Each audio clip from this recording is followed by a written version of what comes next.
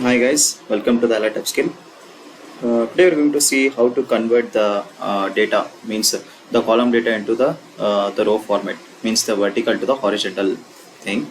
So what we have to do is first we have to select all the data which we want to convert the vertical to the horizontal.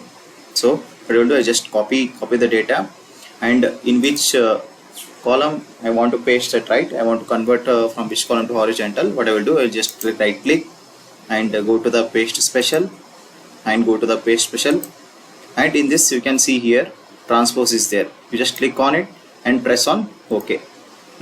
See, you can see here it is converted from vertical to the horizontal. We have converted from column to rows. We have converted.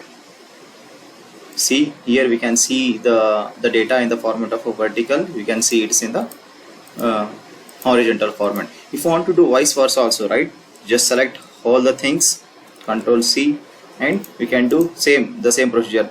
Paste special, go to this, and paste special, go to the transpose, and then press OK. See, here you got the data. So this is the video to convert the data from the Excel from vertical to horizontal, horizontal to vertical. So thank you guys. We'll see you in the next video.